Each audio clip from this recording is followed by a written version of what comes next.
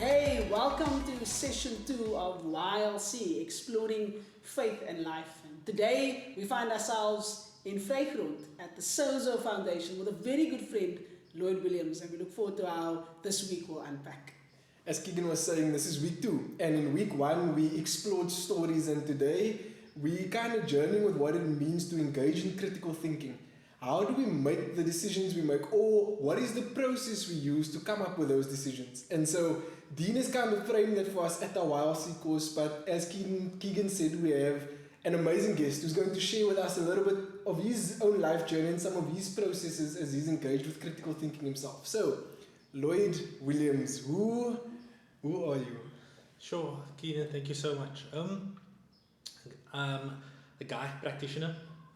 As Keegan can introduce, that's Keegan. You, Keenan. It's a tongue twister. Who am I talking to? Well, grew up in Cape Town, and I've always been involved in community. I've got a heart for community and particularly young people. Really, just to introduce them to the love of Jesus and to introduce them to a transformed gospel. Maybe a gospel they've never experienced before, but just to give them the opportunity to experience it differently. I'm a dad. I've got a 5-year-old, married to Caroline. And yeah, been a friend of Keegan for a while now. For a long time, yeah. I think it's close to 20 years. Sure. I know that's almost as old as I am. Thanks, Keenan. Appreciate that comment. But now, Lloyd, you quite a prominent social media commentator, should I say? Activist.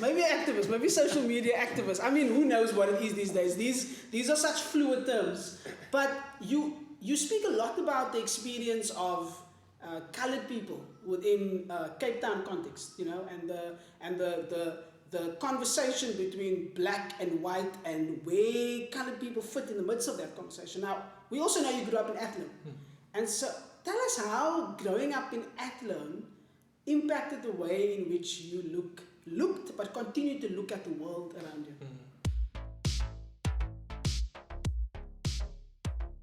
Such an interesting question. I don't think I term myself as a social media activist. I'm definitely active on social media. Okay. And I try and make sure that my activity leads to some form of accountability. I just think if I were to lead into that, I think a lot of people post stuff. They reshare things which identify covert biases and prejudice that they have, that they've probably never just kind of questioned or ever thought about. And so I think I've just used the platform as an opportunity for engagement, a little space for critical thinking to say, hey, why do you think the way you think? And if you say this is what you believe, then help us understand what it is that you believe. So I grew up in Cape Town in Athlone, but I've always had the opportunity to, through the blessing of my mom, to go to Model C schools that was outside of my community. And so I almost always grew up with a split worldview. I grew up with a worldview of the ghetto, of the hood, of gangsterism, of poverty, growing up in the Masonettes, understanding gangsterism and crime and what that reality brought amidst unemployment and poverty. But I also got to experience lavishness, green fields, schools with astroturfs and indoor basketballs and courts, and also got that opportunity to engage with young people and youth, my peers at the time, who lived in those areas, and to encounter their worldview. And I think, if I think of my experiences growing up and in my own formation, then it's always been about balancing of perspectives and questioning which perspective I held and how that was being integrated through one that I was experiencing through my socialization, either within Athlone, in Cape Town, or within Pinelands, as an example, being an alumni of Pinelands High School. And in your introduction, you said that you're a practitioner, and you work at the Sozo Foundation, so a little bit of that has got to do with community development, and we know a bit of your story. You actually studied community development as an actual degree. So why community development? What is community development even? Yeah, sure. It's an interesting question that I think is still being defined, particularly in terms of what community development is. People would box it as being skills development or enterprise development. Some would say that it's education development. But I think at the heart, it's wanting to see a community transformed. If you go into a lot of first world countries, community development doesn't necessarily look the same. And that's because poverty is in and of itself relative. And so the way our poor look in South Africa, particularly Cape Town, particularly townships within Cape Town, doesn't look the same as a slum in Kenya or Nairobi or looking at the projects in New York City. So the truth though is I essentially right at the start wanted to be a youth pastor, went to Cornerstone. Oops, I wasn't supposed to say Cornerstone. Went to Cornerstone to study a degree in theology and in specializing in youth ministry. And then the Lord spoke to me in my second year and He said, I want you to restart. Sure. So I restarted the entire program and then pursued a career in community development.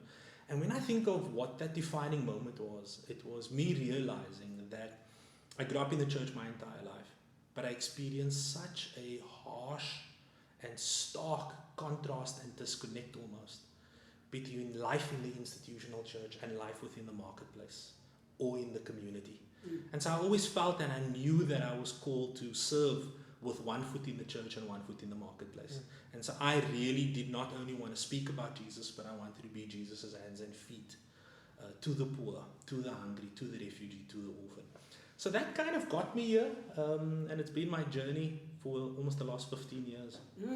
Now, essentially, YLC is a theological journey, you know. It's young people grappling with some of the big social questions that we have in our city, and then asking the question about faith. You know, how does my faith in Jesus make sense in the midst of these contestations? So, tell us, Lord, how do you see your faith find expression in a city like Cape Town?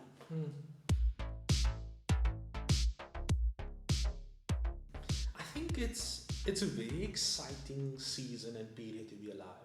But that doesn't mean that the excitement comes without harshness. It doesn't necessarily mean that the excitement doesn't come without the challenges of what I would almost define as economic evil.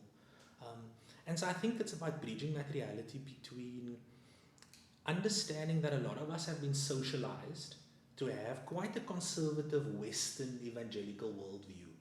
You might need to unpack that a little bit. And I think simply what I mean there, Keaton, is saying that we've been taught that when I come to faith in Jesus, I just need to be happy because my soul is going to be okay. Sure.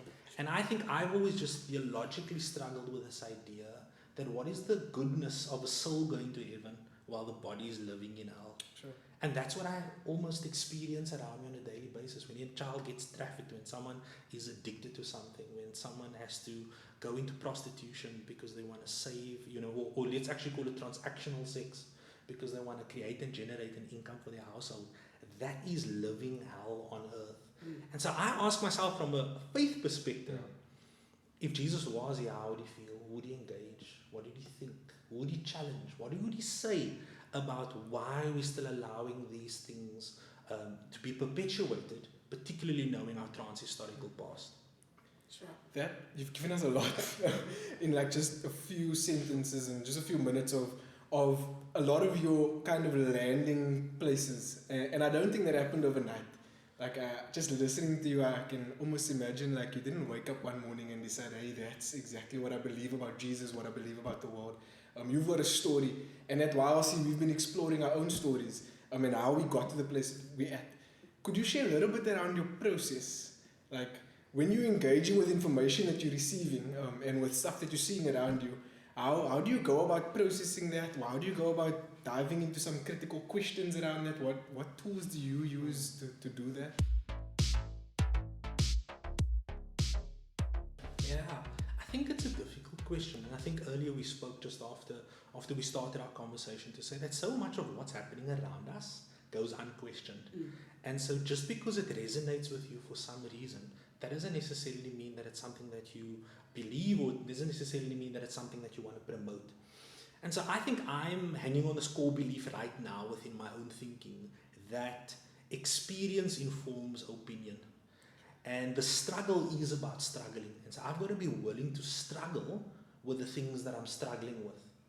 And so I think when I'm confronted with something that either challenges my worldview or challenges a core belief or an internal value that I have to ask myself, there's something in the discomfort, and what's the blessing that exists there? And then I think my process will always to engage as many diverse opinions as possible. And so I think I try and avoid individuals that I think is going to agree with me. And try and find out from individuals who I know hold very different worldviews, what their thoughts on the matter is. And I think it's also using story to identify understanding and experience. Someone will often give you an opinion, but they won't necessarily help you understand how they came to that opinion. But when you ask them to share their story about something, the hidden bias, the prejudice, the experience, the circumstance, the values, the refining and defining moments in their life starts to surface. And I think that's probably just been my own journey. There have been a few defining moments in my life over the last decade and a half that have just helped shape me where I am. Yeah, it's really interesting that you speak about this concept of engaging that which is different. I don't think that's a popular narrative in our society today. I think all of us have grown up kind of searching out the thing that is actually similar. You know, we try to find that thing that we identify with, then get into our huddle and then live our lives in that way. And here you're saying, actually, in order for us to develop critical thinking, perhaps the first step is moving to that which is different. I really like that. But Lloyd, as someone who's active on social media, not as a social media activist, as you clarified for us, what's the difference between critical thinking and criticizing? I mean, I think that's such a fine line. Keen and I were having a conversation with a couple other youth pastors and children's workers the other day, and we were speaking about how sometimes critical thinking almost borders or blends into just criticizing, complaining, moaning, you know? But how do we find that balance?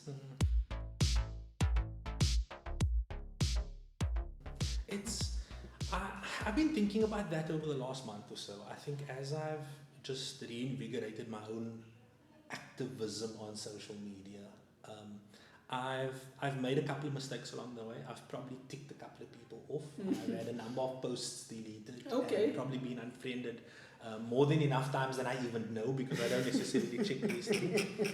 But I think you're right in saying that there is a fine line between criticism and critical thinking. I like to think of it as critical questioning. And so there's a technology, there's a theory that exists in development practice called appreciative inquiry. And it's when I take the opportunity to appreciate your story and your reality through a gentle inquiry, I give you the opportunity to share your truth with me.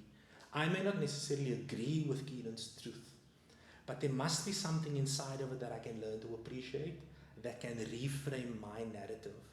And I think that one of the big challenges that we have on social media particularly, and just in everyday dialogue, is that we're not asking enough questions. People's quick to state an opinion or to state their point of disagreement.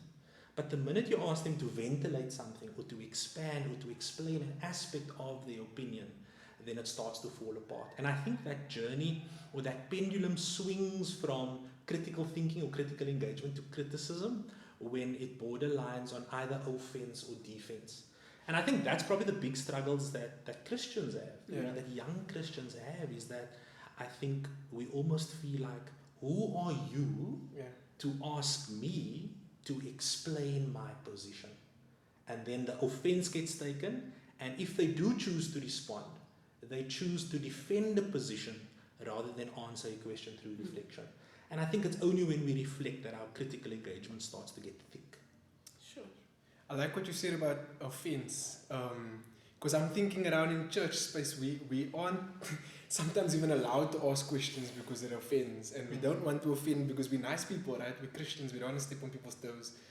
And so as I'm listening to you, I'm thinking like, being a follower of Jesus and this critical thinking, kind of it seems like it's intention.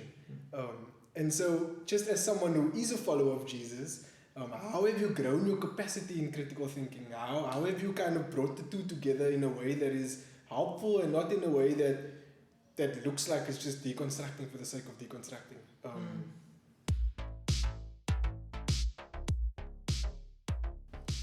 Yeah, sure. It's complex. I think for me the complexity starts through our religious or our faith journey, that faith formation we go through.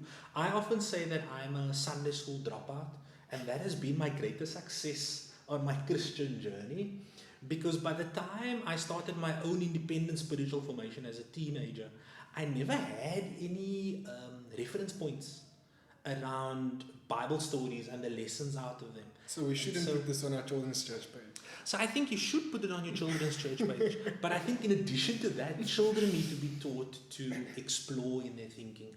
A 5-year-old can engage in critical thinking, but we assume that they can't. Sure. Yeah. And so we propagate their minds with these bizarre ideas about about a white Jesus with blonde hair that lives in the Middle East.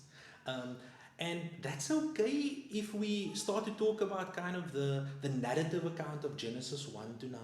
But then let's also say, hey, are you willing to almost kind of embrace and engage with a figurative account of creation in Genesis 1 to 9? And what does that change for you?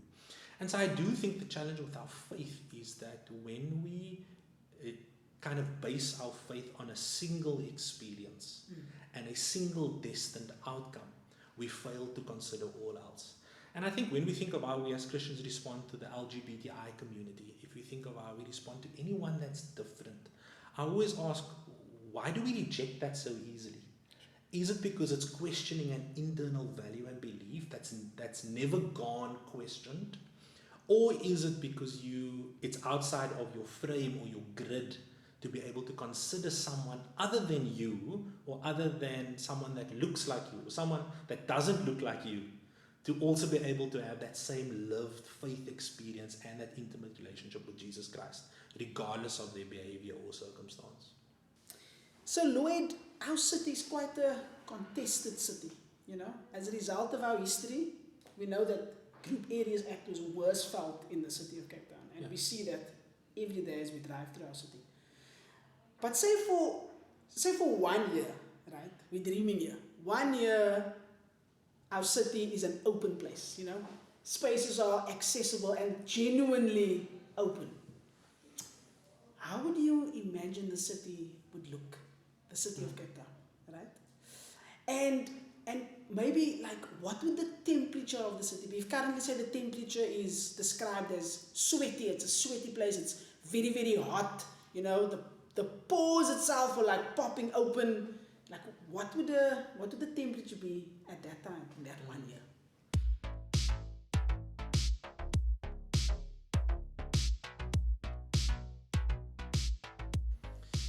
I think, the question takes me back to 2010. Remember when you and I were going to watch World Cup matches at Cape Town Stadium? Oh my goodness. The reality is not only our city was open during the period of the World Cup, our country was open for the period of the World Cup. And during that season, we got to witness the beauty of a city that works, but we also got to see class migration personified. You saw all shapes and sizes taking the bus together to go to the stadium. You saw all shapes and sizes walk from the parade to the stadium as part of that fan walk. You saw all shapes and sizes, all creeds, all ethnicities, all types of classes engage in World Cup festivity, and people get along.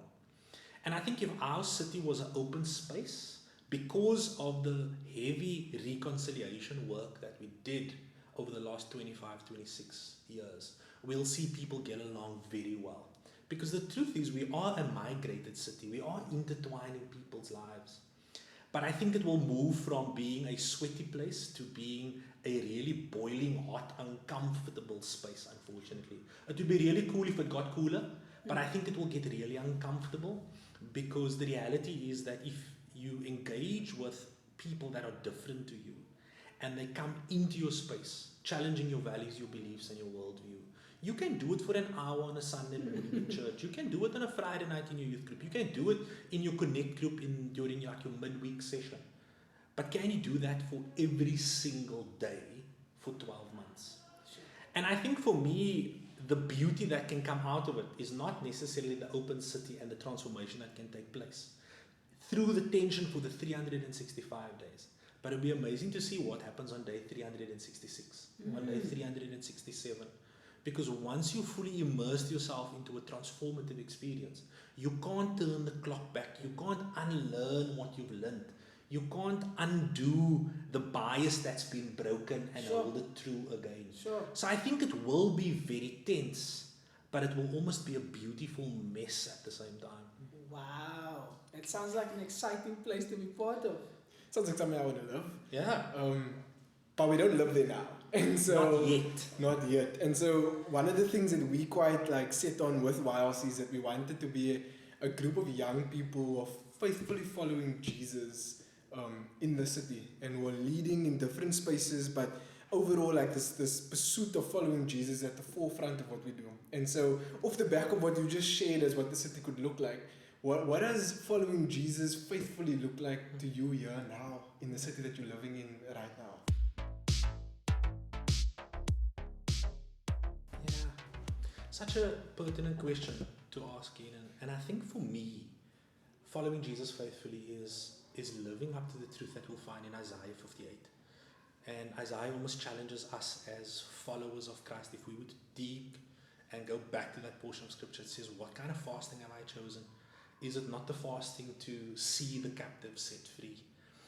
Is it not the fasting that I've chosen to see people liberated, to see the hungry being fed and the naked being clothed? And when I think of fasting in that sense, then it's not only about a deep spiritual sense of fasting, but it does speak about what is the physical denial that I need to engage in as a young Christian or as a Christian that's forming my faith. And so even if I think of my journey to work at the Sozo Foundation, to be engaged in development practice, it requires a deep sense of denial.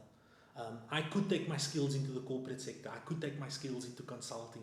And I could potentially earn a lot more money than I currently earn as a practitioner. But it's me choosing denial so that the captives can be set free, so that people can be liberated. And I think what did it mean for me to faithfully follow Jesus in this day and age would not only be to speak truth to power, but to be willing to stand up for someone else's truth against power. And I think that's what Jesus regularly did. If we think of the woman who was caught in adultery, Jesus spoke truth to someone else's power by saying, may he who has no sin cast the first stone. And I think how many times aren't we afforded with the opportunity as followers of Jesus to stand up for someone else's truth, even though it's not our truth, but just because they are also created in the image of God, just because Jesus loves them as much, we sometimes think that that's Jesus's work and not our work. And so I think for me, living a passionate Christianity and spirituality, and as a follower of Jesus faithfully in this day and age, it'd be to stand up for what is right, not just what is right to me, but what is right for you as another human. Sure. Lloyd, it's so lekker to have you with us. Likewise. It's so cool to be able to, I guess, have met so many years ago and then just see how God has walked with you as you have worked this thing out, this idea of faith and life and how they come together. Thank you for sharing your experience with us and also for inviting us into your space. It was really cool to be at Sozo. If you want to find out more about the Sozo Foundation, you can check them out on their website and just see the exciting things that they're doing in Vrygrond and the discipling of young people and young communities here. It's really, really amazing. But thank you so much for being with us. We look forward to seeing you at the next podcast, which will come out in 2 weeks.